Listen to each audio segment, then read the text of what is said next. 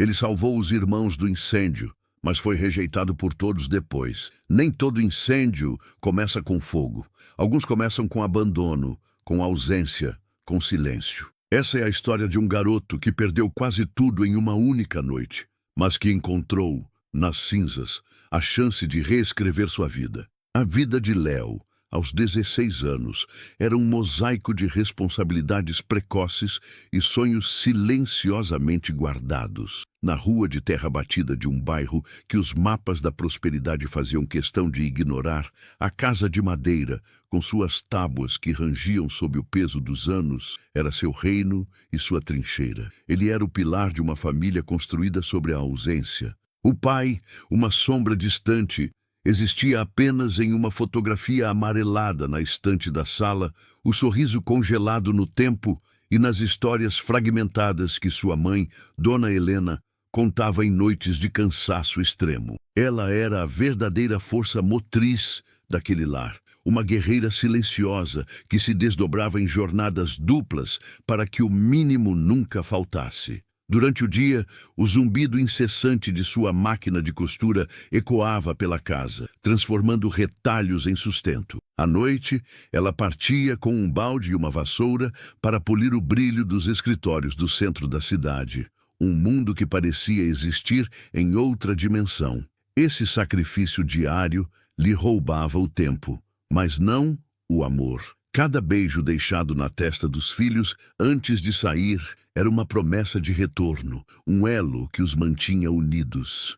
Léo era o guardião dessa promessa. Para Lucas, de 10 anos, um menino de olhos curiosos e pernas irrequietas, ele era o parceiro de futebol no quintal de terra, o tutor paciente nas dificuldades da matemática, o herói invencível das histórias de ninar. Para a pequena Sofia, de apenas 4 anos, um anjo de cachos dourados e riso fácil, ele era o porto seguro. Era em seu colo que ela se aninhava quando os trovões rugiam.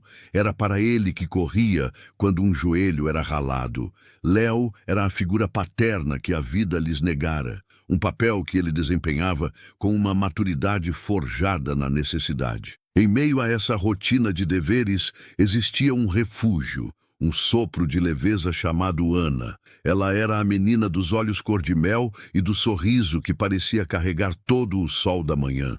O namoro deles era tecido em bilhetes trocados às escondidas no portão da escola, em encontros fugazes na praça do bairro, sob o olhar vigilante das poucas árvores que ali resistiam. Sentados no banco de concreto, eles compartilhavam um fone de ouvido e sonhos que pareciam grandes demais para caber naquele lugar. Léo falava em ser escritor, uma fantasia que ele mal ousava admitir em voz alta. Ana falava em ser médica, em viajar pelo mundo.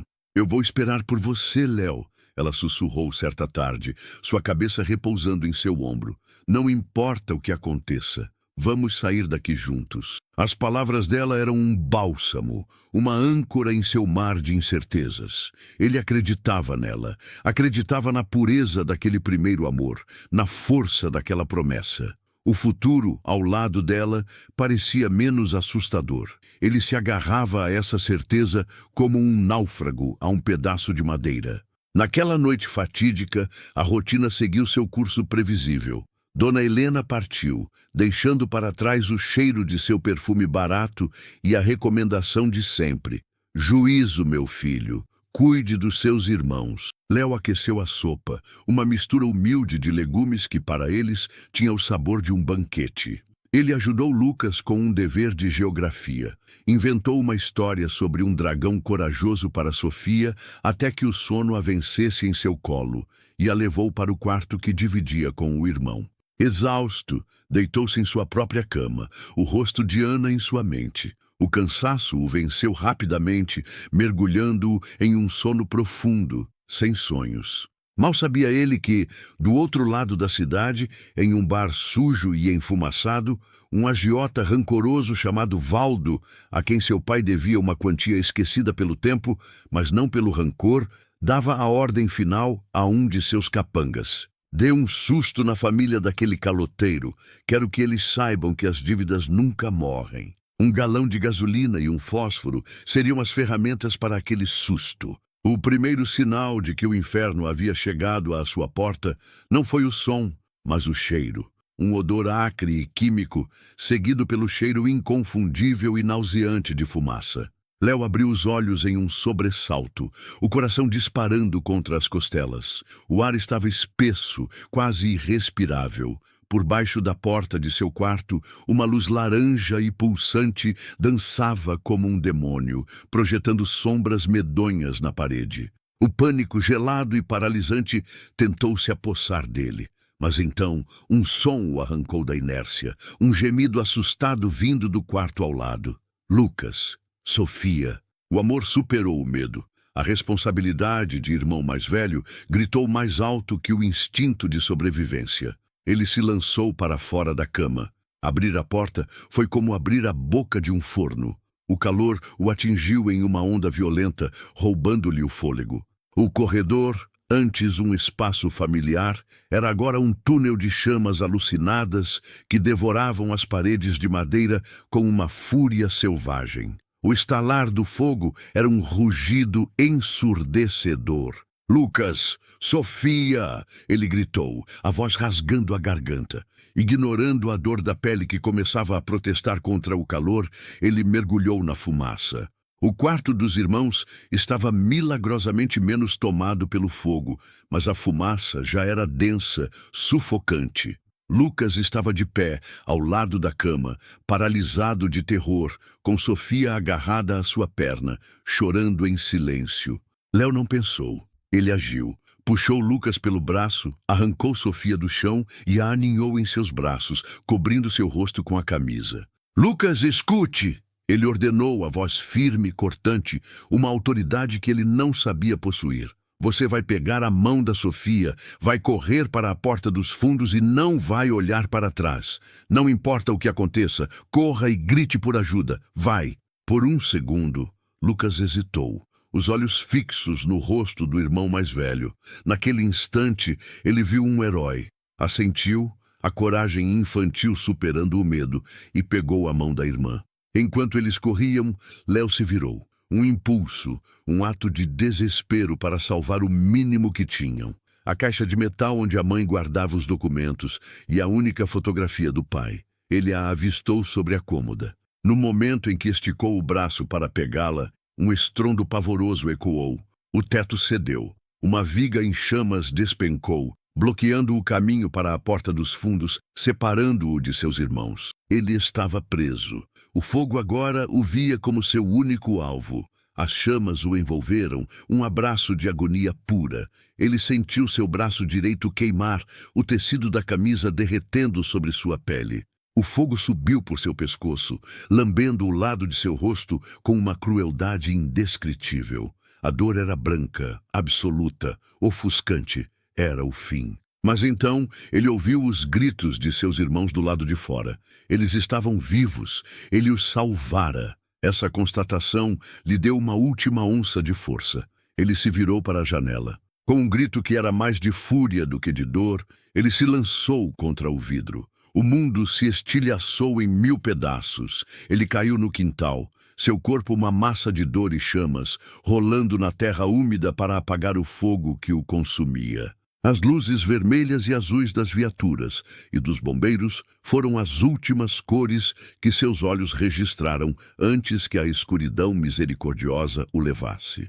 Léo despertou para um mundo de dor e desinfetante. O teto branco do quarto do hospital era a primeira e a última coisa que via todos os dias. Seu corpo era um mapa de sofrimento, envolto em bandagens que pareciam sufocá-lo. Cada movimento era uma tortura, cada respiração, um esforço. As semanas se arrastavam em um ciclo de dor, sedativos e cochilos febris.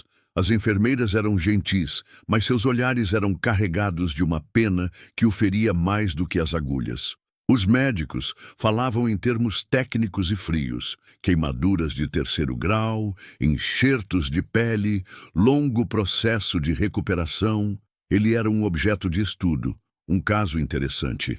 A palavra herói aparecia nos jornais locais que sua mãe lhe trazia com os olhos marejados. O anjo da guarda do bairro, dizia uma manchete. A ironia era tão amarga que ele sentia vontade de vomitar. Que tipo de anjo era ele? Um ser quebrado e monstruoso. O dia em que as bandagens do rosto foram removidas foi o dia em que o Léo de antes morreu definitivamente. A enfermeira lhe entregou um espelho com uma delicadeza ensaiada. Suas mãos tremiam tanto que ele quase o deixou cair. O que o encarou de volta não era ele. Era um estranho, um monstro de um filme de terror. Metade de seu rosto era uma máscara grotesca de pele repuxada, vermelha e brilhante, sem sobrancelha, sem a curva suave da bochecha. A orelha direita era uma massa disforme. A cicatriz descia pelo pescoço como um rio de lava solidificada, espalhando-se pelo ombro e pelo braço. Ele traçou a linha da cicatriz com a ponta dos dedos. A pele era dura, insensível. Ele não conseguiu conter um soluço, um som gutural, animalesco. Ele atirou o espelho contra a parede, que se espatifou em 1000 pedaços, assim como sua alma. A humilhação, no entanto, ainda não havia mostrado sua face mais cruel. Essa face pertencia a Ana. Ela o visitou, finalmente. Entrou no quarto com um buquê de flores que pareceu murchar instantaneamente na atmosfera estéril. Quando seus olhos cor-de-mel pousaram no rosto dele, ele viu. Não foi um sobressalto, foi pior. Foi um recuo quase imperceptível, uma contração de nojo em seus lábios, rapidamente disfarçada por um sorriso forçado e trêmulo. Léo, ela sussurrou, a voz fraca. Ela se sentou na beirada da cadeira, o mais longe possível da cama. A conversa foi um suplício. Ela falava do tempo, da escola, de banalidades que não tinham mais lugar no universo de dor dele. Seus olhos desviavam-se constantemente, fixando-se na parede, na janela, em qualquer lugar que não fosse o rosto dele. Ele podia sentir a repulsa dela como uma radiação fria. As visitas se tornaram mais esporádicas, as desculpas mais elaboradas. Tenho que estudar para uma prova. Minha mãe precisa de ajuda. Até que ela parou de vir. O golpe final não veio por mensagem de texto. Foi pior. Uma semana após sua alta, quando ele já estava amargando a nova realidade de morar de favor na casa apertada de uma tia, ela o chamou para conversar na praça, no mesmo banco onde haviam sonhado juntos. Léo, eu não posso, ela disse sem rodeios, os olhos fixos em suas próprias mãos. Eu tentei, juro que tentei, mas quando eu olho para você, eu não vejo mais você. Eu vejo isso. A palavra isso ficou suspensa no ar, carregada de todo o desprezo do mundo.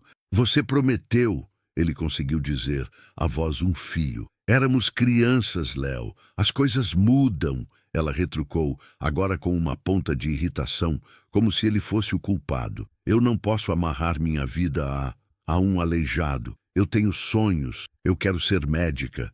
Quero uma vida normal.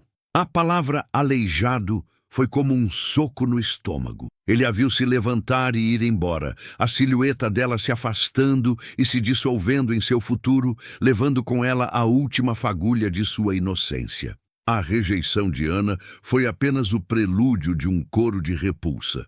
A família precisava dele. A casa da tia era pequena e a tensão era palpável. Léo, com o corpo ainda em recuperação, mas o orgulho ferido impulsionando-o, saiu para procurar emprego. Foi um calvário. Em um supermercado, o gerente o olhou de cima a baixo e disse: desculpe, a vaga é para atendimento ao público. Precisamos de alguém com boa aparência. Em uma lanchonete, o dono foi mais direto. Você vai assustar os clientes, garoto. Em uma oficina mecânica, os outros funcionários riram dele às escondidas. Mães puxavam seus filhos para perto quando ele passava na rua. Adolescentes apontavam e cochichavam.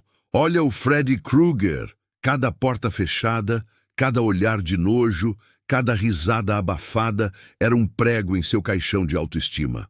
Ele começou a se esconder. Usava bonés, capuzes, andava de cabeça baixa, rente aos muros. O herói se tornara um fantasma, assombrado por seu próprio reflexo. A escuridão que o consumia por dentro era muito mais assustadora do que o fogo que o marcara por fora.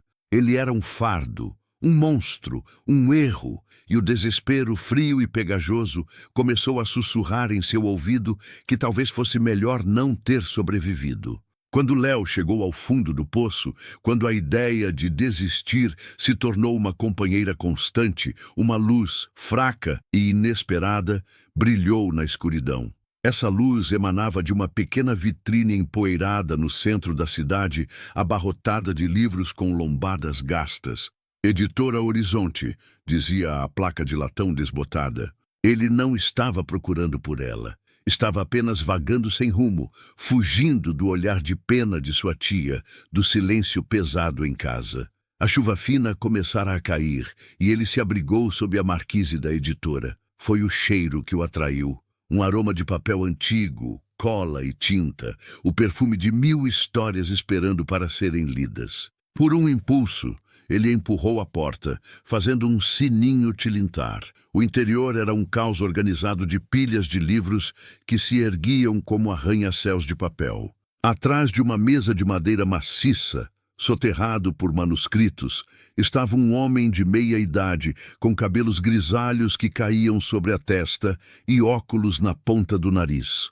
Era o Sr. Joaquim Abreu. Seus olhos, quando se ergueram para encarar Léo, eram a coisa mais notável nele. Eram olhos que não apenas viam, mas pareciam compreender. Não houve espanto, nem repulsa, nem pena. Apenas uma curiosidade tranquila. "Posso ajudá-lo, meu jovem?" ele perguntou, a voz calma como o farfalhar de páginas viradas. A história de como Léo chegou até ali foi uma teia de coincidências e compaixão. A colega de trabalho de sua mãe, que limpava o mesmo prédio que ela, era cunhada da esposa do Sr. Abreu. A história do anjo da guarda do bairro, que agora vivia como um recluso, chegou aos ouvidos do editor. Sr. Abreu, um homem que acreditava que as melhores histórias eram as que a vida escrevia, ficou intrigado. Ele mesmo fora um pária na juventude, um rapaz gago que encontrou nos livros um refúgio contra o escárnio do mundo. Ele sabia o que era ser julgado pela capa.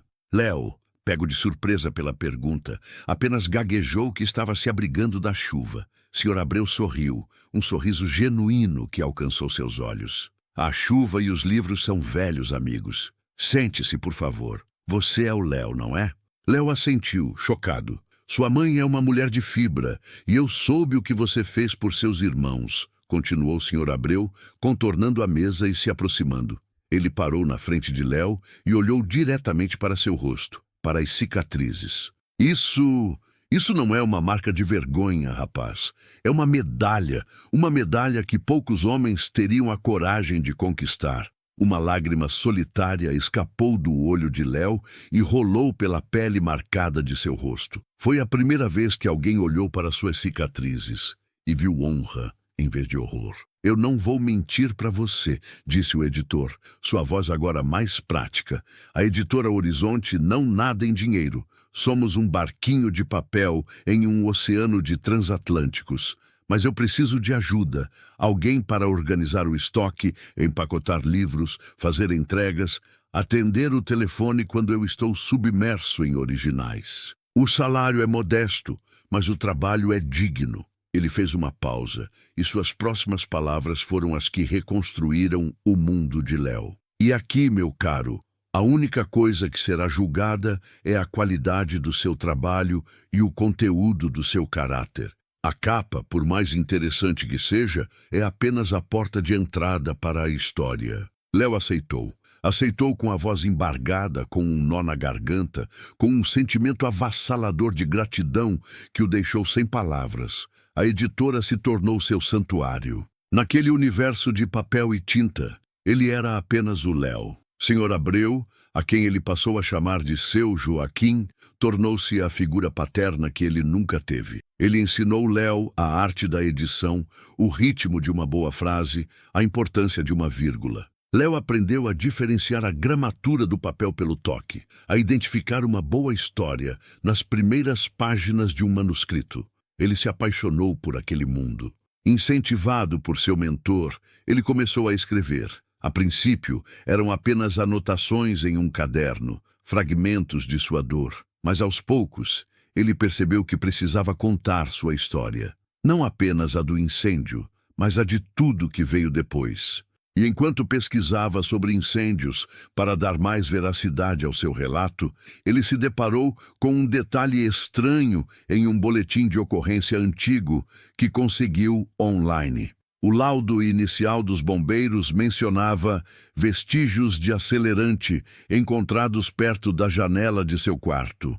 A palavra acelerante acendeu um alarme em sua mente. O incêndio poderia não ter sido um acidente. Essa suspeita, essa nova e terrível possibilidade, deu a ele um novo propósito. Ele não estava mais apenas escrevendo para se curar. Estava escrevendo para descobrir a verdade. A verdade por trás do fogo que quase o destruiu e que agora ele estava determinado a dominar com a força de suas palavras. A suspeita de que o incêndio fora criminoso se alojou na mente de Léo como um estilhaço de vidro. A palavra acelerante o assombrava. Com a ajuda discreta de seu Joaquim, que tinha alguns contatos no jornalismo investigativo, Léo começou a puxar o fio da meada. Ele passou noites em claro, mergulhado em arquivos online, relendo os poucos artigos de jornais da época, buscando por qualquer anomalia. Foi sua mãe, involuntariamente, que lhe deu a peça que faltava. Em uma noite, enquanto Léo trabalhava em seu manuscrito, ela o viu olhando fixamente para a fotografia amarelada do pai. Ele tinha tantos problemas, meu filho, ela suspirou. Vivia se metendo com gente errada.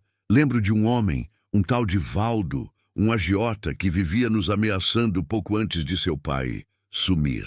Valdo. O nome soou como uma sentença. A investigação se tornou uma obsessão que alimentava sua escrita. Cada descoberta, cada peça do quebra-cabeça era transposta para as páginas de seu livro. A narrativa deixou de ser apenas um drama de superação e ganhou as cores de um thriller. Ele era o protagonista de sua própria história de mistério. Descobriu que Valdo era um agiota conhecido na cidade, com um histórico de violência e intimidação. Descobriu que a dívida de seu pai, embora antiga, nunca fora perdoada pelo criminoso. Seu livro, que ele intitulou Cicatrizes de Fogo, tornou-se um relato de duas batalhas: a batalha contra as chamas e a batalha contra a verdade oculta. Escrever era um processo excruciante.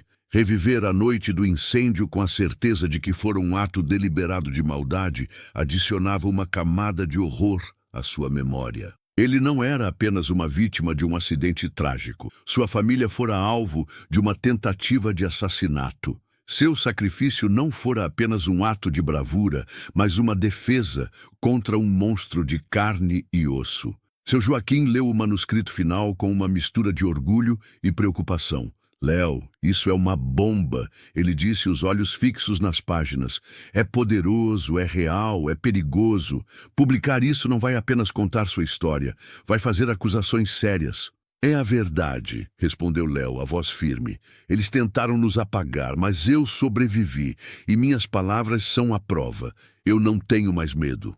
Acreditando na coragem de seu protegido e na força daquela história, seu Joaquim apostou tudo.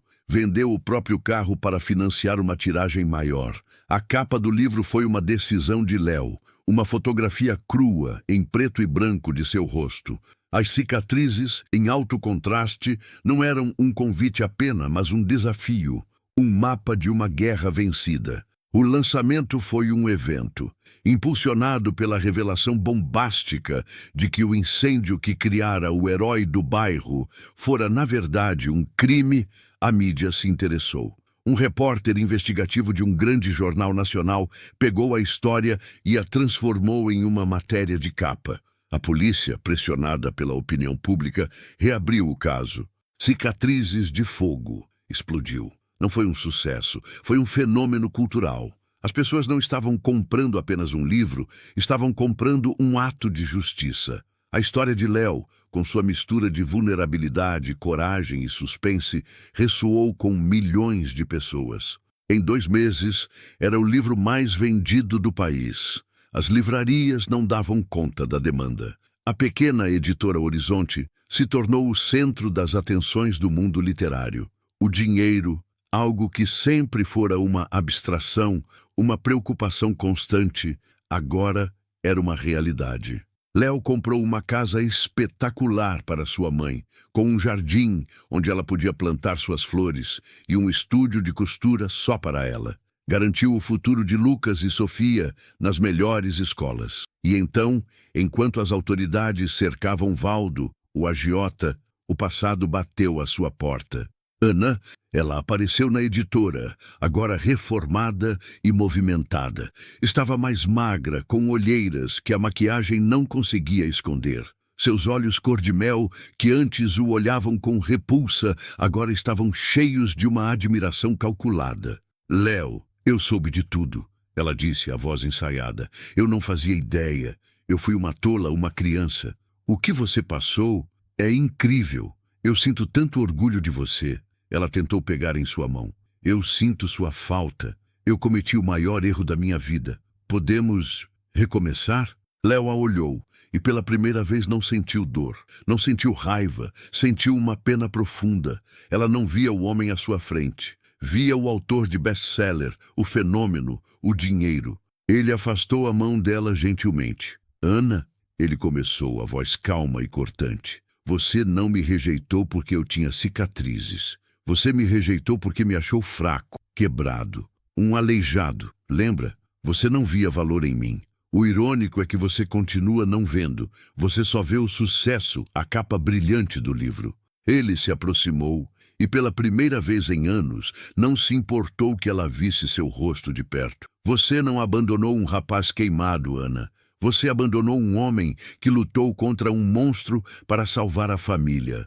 Você não teve estômago para as minhas cicatrizes, como teria para a minha história. Eu escrevi um novo livro para a minha vida, e na minha biblioteca pessoal não há mais espaço para edições rasas e com capas de falso brilhante. Adeus. Ele lhe deu as costas, deixando-a no meio do salão, uma relíquia de um passado que ele finalmente havia superado. Naquela tarde, a polícia prendeu Valdo, que em troca de uma pena menor, confessou o crime. A justiça, assim como a redenção, finalmente chegara. Estas marcas, ele dizia, sob a luz dos holofotes, contam a história de um incêndio, mas todos nós temos incêndios, todos nós temos cicatrizes. Algumas são visíveis, como as minhas, outras, as mais dolorosas, nós carregamos por dentro, as cicatrizes da rejeição, da humilhação, do medo, da injustiça.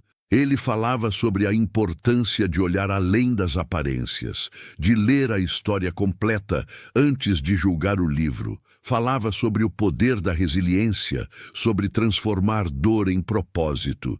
E em cada palestra, em cada entrevista, ele honrava o homem que o resgatou da escuridão. Eu era um manuscrito queimado, jogado em um canto, ele concluía, sempre com um sorriso na direção de seu Joaquim, que o assistia da primeira fila. Mas um grande editor, um homem com a rara habilidade de enxergar a alma por trás da capa danificada, viu que a história ainda valia a pena ser contada, e por isso minha gratidão será eterna. Léo e seu Joaquim transformaram a editora Horizonte em um farol para outras vozes negligenciadas, publicando autores de periferias, de comunidades marginalizadas, de todos os cantos do país onde houvesse uma boa história clamando para ser ouvida. Ele nunca mais se sentiu como um monstro. Entendeu que suas cicatrizes não o definiam, mas o diferenciavam. Eram o testamento de fogo de sua sobrevivência, a prova indelével de que ele havia enfrentado o inferno e voltado, não apenas para contar a história, mas para reescrever seu próprio final, com a tinta indelével da coragem e da redenção. Ele era Léo, o autor de si mesmo. As cicatrizes de Léo não apagaram sua história, elas a escreveram. A dor tentou calá-lo, mas ele respondeu com páginas, e no silêncio das rejeições ele encontrou sua própria voz. Porque às vezes, o que nos destrói também nos revela. Se essa história mexeu com você, curta o vídeo, se inscreva no canal e ative o sininho. Assim, você ajuda essa mensagem a alcançar quem mais precisa. Obrigado por assistir.